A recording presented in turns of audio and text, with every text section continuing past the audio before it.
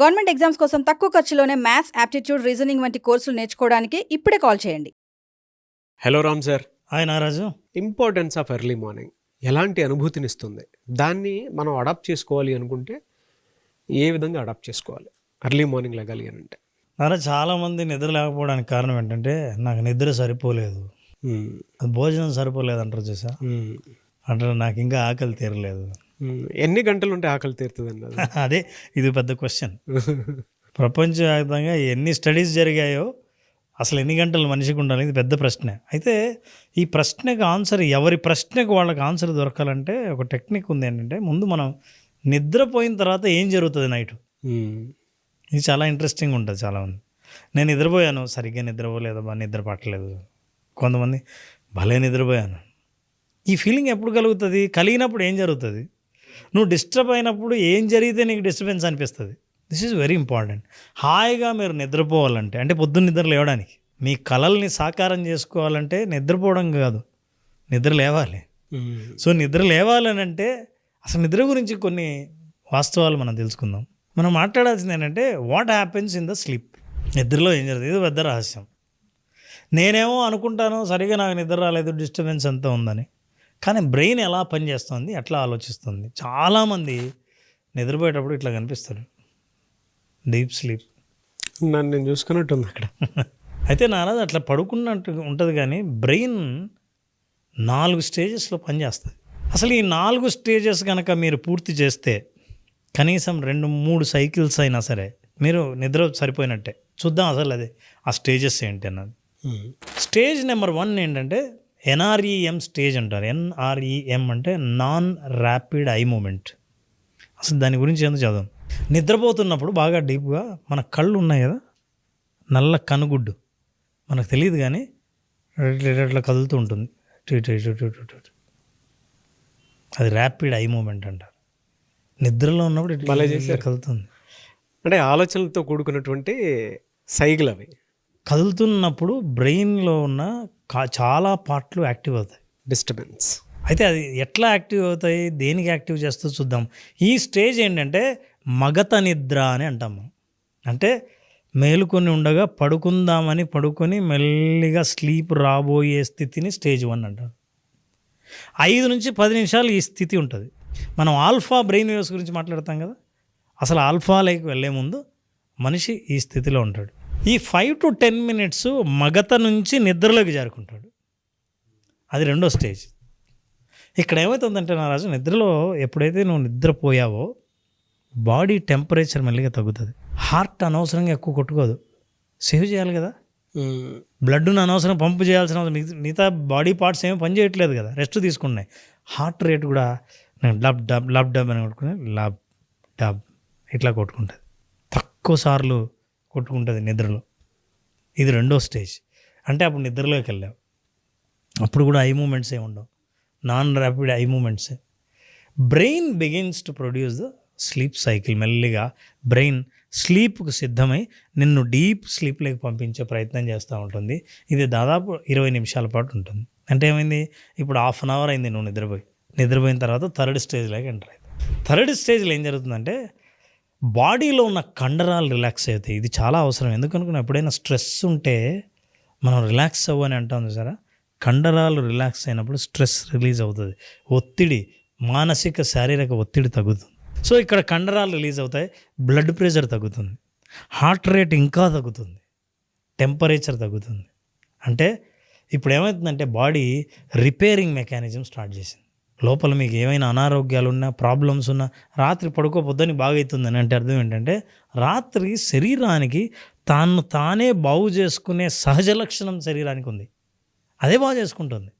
అయితే ఎంతవరకు బాగు చేసుకోగలదో, ఏదేది రిపేర్ చేయగలదో, ఏవేవి గ్రో చేయాలో, సెల్స్ని, కొత్త సెల్స్ని ప్రొడ్యూస్ చేసేది, ఇట్లాంటి పనులన్నీ జరుగుతూ ఉంటాయి. ఇప్పుడు వస్తుంది అసలైన స్టేజ్, ఇది డీపెస్ట్ స్లీప్ స్టేజ్. డీప్లెస్ తర్వాత మళ్ళీ పైకి వస్తుంది. ఏంటి? That is REM, rapid eye moments. ఇక్కడ మనం కలలు కంటాం. కలలు వచ్చేది 4వ స్టేజ్లో. ఈ 4వ స్టేజ్లో ఏమవుతుంది, బ్రెయిన్ బికమ్స్ మోర్ యాక్టివ్. అంతకుముందు ఏంది, ఇన్యాక్టివ్ అయింది, ఇప్పుడు యాక్టివ్ అవుతుంది. నువ్వు అప్పుడు ఏమేమి చూసావు. అందుకే విజువలైజేషన్లో కానీ, జీవితంలో మనిషి ఏదైనా లక్ష్యం సాధించాలని అనుకున్నా, కలగంటే అని అంటారు చూసారా, ఏదైతే ఎక్కువ ఆలోచించావో, ఏదైతే బాగా రిజిస్టర్ చేసుకున్నావో, ఏదైతే కలగనాలని అనుకున్నావో ఆ కళలు వచ్చేది ఇప్పుడే. డీప్ స్లీప్లో బ్రెయిన్ ఆ విజువల్స్ని బయటకు తీస్తుంది. Body becomes relaxed, immobilised, dreams వస్తాయి. ఐస్ మూవ్ ర్యాపిడ్లీ, చాలా స్పీడ్గా ఇట్లా కొట్టుకుంటూ ఉంటాయి. బాగా గమనిస్తే నిద్రలో ఉన్న వాళ్ళని కళ్ళు మూసుకున్నప్పుడు చూడండి ఇట్లా తిరుగుతుంటాయి. ఇది ర్యాపిడ్ ఐ మూమెంట్. అప్పుడు కలగనే స్థితిలో ఉంటాడు, కలలు కంటూ ఉంటాడు. కలగంటున్నప్పుడు బ్రెయిన్ యాక్టివ్గా పనిచేస్తుంటుంది, నీ కళని విజువల్స్గా చూపిస్తుంటుంది. నువ్వేం సాధించాలనుకున్నావు, నీకు లోపల ఉన్న ఎమోషన్స్ అన్నీ బయటకు వస్తాయి. పులి వెంటబడినట్టు, పైనుంచి కింద పడినట్టు, పాము వెంటాడుతున్నట్టు, బాగా దగ్గర వాళ్ళు చనిపోతున్నట్టు, నీ లక్ష్యం సాధించినట్లు, విజయాన్ని సాధించినట్టు, నువ్వేం ఆలోచించావో నీకున్న ఎమోషన్స్ అన్నిటికీ ఒక రూపం, దృశ్య రూపంతో మీకు కళలుగా వస్తాయి. ఈ కళలను అనలైజ్ చేయడం ఒక పెద్ద సైన్స్. మీరు అలా చెప్తుంటే మహాభారతం చదివేటప్పుడు మనకి ఎమోషన్స్ హైలో వచ్చేస్తూ ఉంటాయి, తెలియకుండానే ఆ గూస్ బాంబ్స్ వస్తూ ఉంటాయి, ఆ మోటివేషన్ అక్కడే వచ్చేస్తూ ఉంటుంది, ఏడుపు అక్కడే వచ్చేస్తూ ఉంటుంది, దాంతోపాటు లెర్నింగ్ కూడా అక్కడే వచ్చేస్తూ ఉంటుంది. నిద్రలో ఎన్ని జరుగుతాయి అని చెప్పడానికి జనరల్గా మనం చదివేటువంటి మహాభారతంలో కొన్ని ఉంటాయి కదా సార్. అవును, క్యారెక్టర్స్ చదివేటప్పుడు ఆ సంఘటనలు వింటున్నప్పుడు మనిషి ఏ ఎమోషన్స్ అయితే మనిషిని అన్ని రకాలుగా కదిలించేలా చేస్తుందో అలా నిద్రపోయేటప్పుడు అవుతుందని మీరు చెప్తుంటే తెలుస్తుంది. Basal metabolic rate BMR and the resting condition of the body, energy is utilized by the body over. Correct. So ఆ స్టేజ్లో ఉన్నప్పుడు యాక్చువల్గా నేను మెడికల్ స్టూడెంట్ అండి, నాకు కొంచెం నాలెడ్జ్ ఉంది అని చెప్పాను. మెడికల్ స్టూడెంట్ అన్నారు, MSc నేను ఫినిష్ చేసింది. ఈ 2 స్టేజెస్లో బాడీ నిజంగానే ఎనర్జీ కోరుకొని రిలాక్స్డ్ స్టేట్లోకి వెళ్ళిపోతూ ఉంటుంది. ఎంటైర్ సిస్టమ్ కూడా కొంచెం తగ్గిపోతుంది. ఇక్కడికి వచ్చిన తర్వాత మాత్రం మీరు చెప్పినటువంటి కాన్సెప్ట్ థియరీ ఉంది చూసారా, నా మైండ్లో నుంచి ఐ ఓపెనింగ్ లాగా అనిపించింది. అమ్మ ఎంత జరుగుతుంది అని. లోపల స్టోర్ చేసిన ఎనర్జీ ఏం చేస్తుందంటే స్లీప్లో అది ఎక్కడైనా ప్రాబ్లం ఉందేమో అని అక్కడికి వెళ్ళి ప్రయాణించి అది రిపేర్ చేయడం స్టార్ట్ చేస్తుంది. సో ఈ 4 స్టేజెస్ ప్రతి ఒక్కరు అండర్గోవాల్సింది. ఇప్పుడు చూద్దాం ఏం జరుగుతుందో, నేను ఎన్ని గంటలు నిద్రపోవాలి అన్నది ఎవరికైనా డౌట్ ఉంటే ఇది అర్థమైంటే ఇది అర్థం చేసుకోవాలి. REM, నాన్ REM అంటే non rapid eye movements stage, rapid eye movement stage, ఇవి 2 మల్టిపుల్ టైమ్స్ వస్తాయి. అందుకే చాలామందికి కళ ఏదో వచ్చింది కానీ గుర్తు రాలేదని అంటారు చూసా. ఎందుకంటే అది మల్టిపుల్ లెవెల్స్లో సైకిల్స్ తిరుగుతాయి, అప్పుడెప్పుడో రిజిస్టర్ అవ్వదు. కొంతమంది కళ వస్తే ఆ కళలో భయపడి నిద్రలేస్తారు, కొంతమంది మర్చిపోతారు, కానీ అది అట్లే ఉంటుంది, కానీ నువ్వు రీకలెక్ట్ చేసుకోలేవు. అంటే REM స్లీప్లో సార్, అంటే మీరు చెప్పేటప్పుడు నాకు ఐ ఓపెనింగ్ లాగా ఎందుకు అనిపించింది అని అంటే కామన్ సెన్స్ కూడా కొంత యాడ్ చేసి ఎక్స్పీరియన్స్ చెప్పాలి. ఆలోచనలు ఎప్పుడైతే వేగవంతంగా మన మైండ్లో తిరుగుతుంటే కొంతమందికి ఆ డ్రీమ్ డీప్ స్లీప్లో ఉన్నప్పుడు స్వెట్ వచ్చేస్తూ ఉంటుంది మనిషికి, వణుకు స్వెట్ అన్నీ వచ్చేస్తూ ఉంటాయి. మీరు స్టేజెస్ అన్నీ చెప్తూ ఉంటే నాకు ఆ పిక్చర్ చాలా క్లియర్గా మైండ్లోకి వచ్చింది. ఓహో, ఒక బాడీలో ఇన్ని జరుగుతాయి కాబట్టే కొంతమందికి నిద్ర సరిపోతుంది, కొంతమందికి నిద్ర సరిపోదు. అంటే ఇది డీప్, మీరు ఇచ్చినటువంటి నాలెడ్జ్ చాలా డీప్, గ్రేట్ నాలెడ్జ్ సార్. ఇప్పుడు కరెక్ట్గా అది గుర్తు చేశావు కాబట్టి నారాజు, అందుకే విజువలైజేషన్లో ఏ విజువల్స్ అయితే నువ్వు కళలో చూస్తావో అట్లాంటి విజువల్స్ ఇచ్చినప్పుడు నీకు చెమట పడుతుందన్నావు కదా, బాడీ స్పందించేది. విజువలైజేషన్లో అట్లాంటి స్పందనను తీసుకొస్తాం. ఎస్. సో అనారోగ్యాన్ని బాగు చేసుకోవచ్చు, యాక్షన్ మోటివేషన్ తీసుకురావచ్చు. మనిషి ఏదైనా ఉత్సాహం లేకుండా జీవితంలో ఉన్న వాళ్ళందరికీ ఉత్సాహం తీసుకురావచ్చు. అది విజువలైజేషన్ వల్ల సాధ్యమవుతుంది. ఎస్. అయితే ఈ ర్యాపిడ్ మూమెంట్స్ అన్నాం కదా, ఐ మూమెంట్స్ లేని స్థితి చాలాసార్లు జరుగుతుంది. అందుకే కొన్ని కళలు మనకు గుర్తుంటాయి, కొన్ని గుర్తుండవు. అసలు అది ఎట్లా జరుగుతుంది సైకిల్ చూద్దాం. ఈ జాగ్రత్తగా అబ్జర్వ్ చేస్తే నారాజు 4 స్టేజ్లు ఎడమవైపు ఉన్నాయి. నిద్రపోయినప్పుడు 4 స్టేజెస్ ఉన్నాయి. ఈ 4 స్టేజెస్ సైకిల్ ఒక్కొక్కసారి ఒక్కొక్కటి జరుగుతుండే. పైన చూస్తే స్టేజ్ 1కి మళ్ళీ పైకి వచ్చింది చూసావా, స్టేజ్ 1కి వస్తుంది మళ్ళీ సైకిల్ NREM. ఇవి గంటలు, 8 గంటలు బహుశా పడుకుందాం అనుకున్నాం. ఇప్పుడు చాలామంది నేను ఎన్ని గంటలు పడుకోవాలి, ఏది కరెక్ట్ అని అనుకున్నారు కదా. డీప్ స్లీప్ 2 సైకిల్స్లో అవుతుంది. అంటే ఏంటి, 3.5 అవర్స్లో నీ పని అయిపోతుంది నిద్ర. ఇక ఆ తర్వాత స్లీప్ ఉంది, డీప్ స్లీప్ కాదు, స్టేజ్ 3 దగ్గరే ఉంది చూసా, 3rd. అండ్ దెన్ 4th వచ్చేసరికి your level has gone up, 2nd స్టేజ్లోనే ఉంది.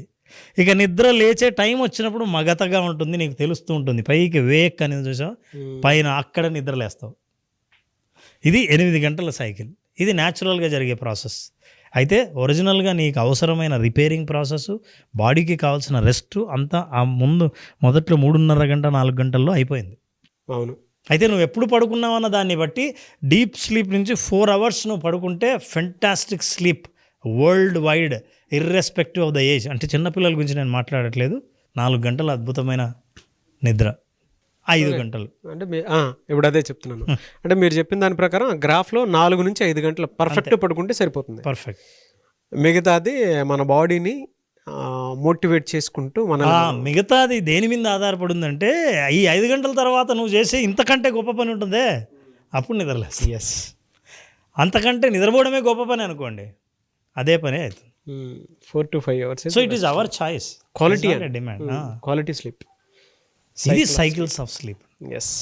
ఈ విధంగా అందరూ మీరు కనుక అది ఈ సైకిల్స్ ఆఫ్ స్లీప్ పోయి ఉంటే, కరెక్ట్ సమయానికి పడుకొని మీకు డీప్ స్లీప్ అయిపోయి ఉంటే, అలవాటు చేస్తే మీ శరీరం ఆరోగ్యంగా యాక్టివ్గా ఉంటుంది 4-5 గంటల స్లీప్తో, 5 గంటల స్లీప్తో. అయితే ఎందుకు రెస్ట్లెస్ స్లీప్ ఎందుకు చాలామందికి ఉంటుంది? కారణాలు ఏంటి? ఎందుకు మీకు నిద్ర పట్టదు? చాలామంది ఇప్పుడు మనం ఇది వినడానే వాళ్ళ మైండ్లో వచ్చేది ఏంటి తెలుసా? ఏమంటే నేను పడుకుంటాను కానీ నిద్ర పట్టదండి, ఎంతసేపటికి నిద్ర పట్టదండి. ఈ కారణాలు తెలిసి ఇందుకే నాకు నిద్ర పట్టదు అని చెప్పకపోతే చూడండి.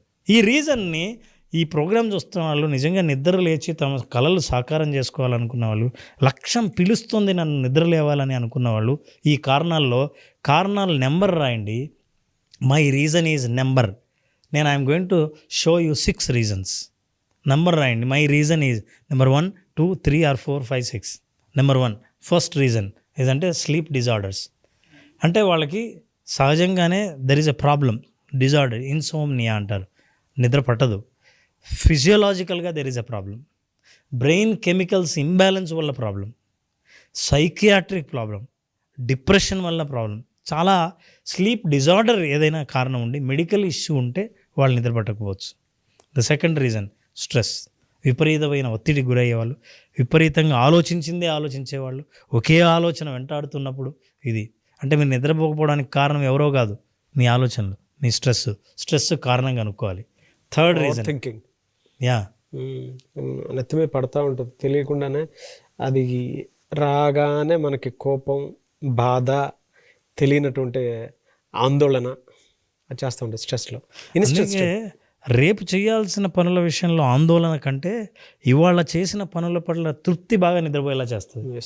So poor diet, mid night biryani, masala spicy food, ఇట్లాంటివన్నీ నైట్ లేట్గా తినడం, న్యాచురోపతి చాలా రకాలైనవి ఉన్నాయి, అవన్నీ చెప్తాయి 6 తర్వాత భోజనం చేయకూడదని. 7 అయినా భోజనం చేయొచ్చు, లేదా భోజనానికి 2 గంటల ముందు మీరు మేల్కొనే ఉండాలి.